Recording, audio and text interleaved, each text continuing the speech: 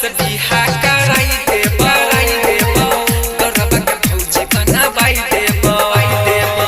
बनसी से बिहा कराई देबो छौरी के भौजी बनाबाई देबो हमरा के छौरी तो अगुआ बना है गे अगुआ बना हमरा के छौरी तो अगुआ बना है गे अगुआ बना बनसी से बिहा